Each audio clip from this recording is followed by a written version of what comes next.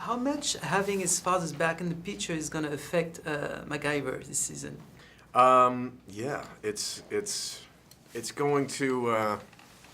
Well, how much can I talk about without ruining it? Because let me just say, there's going to be an arc. It's going to start one way and then another way, and maybe go back and forth. But it's cool having another dynamic, another character to play off of that's different than, let's say, Jack's character. Because Jack's like my brother, and now I have a dad. So, yeah. What about his love life? Do you think he will be able to figure out his love life one time? And do you wish, do you hope for it? I hope that he can't. That way, unfortunately, Mac will just have to have a new girl every couple of episodes. He's trying to figure it out right now. So, I start the season off with a love interest, and she's great. And then we'll see. I mean, the whole kind of theme of the show, I say it on a later episode, is that maybe in this life you don't get to have that other life, the love life, or you don't get to figure it out, which is actually oddly, eerily relatable to being an actor. Sometimes you travel so much, or you have a life that people don't get, and so you don't always get to make that work unless you find the right person. I have a feeling they're going to drag that out as long as they can, but we'll see. I don't What want to can ruin we anything. expect for this new season, apart from that? Do you feel the show has evolved a lot since... Oh yeah. Funny, it has evolved, but it also kind of become what I had imagined it being in the beginning, and so, or what I wanted it to be when I first signed on. So there's a lot, I feel like there's a lot more action, and the action's just getting better and better and better, and they're doing a lot of practical stuff, so instead of me on a green screen and a motorcycle, I'm actually on a motorcycle, and jumping from a car. I was actually, in the first episode, I was actually hanging from the car for real, in real life, and we were going about like 15 miles an hour, and they bump up the frame rate, so it looks like we're going about 90, but yeah, it was really cool. I get bumps and bruises along the way. If I don't go home in pain at least twice a week, then I'm not really having that much fun.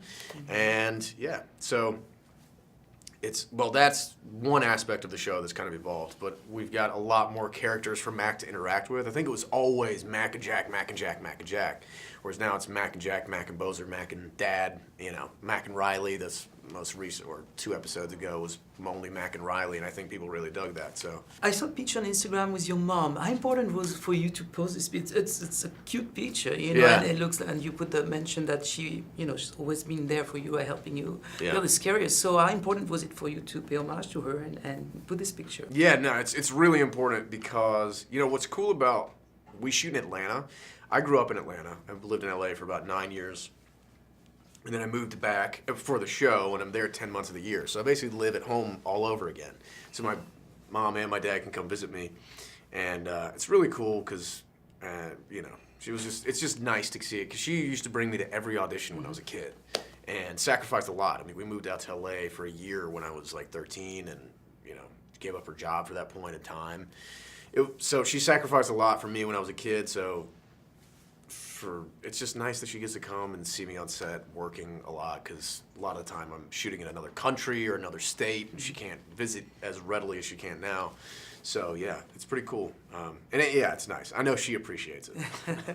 Is there a life apart from MacGyver now for you? Because you're saying, it's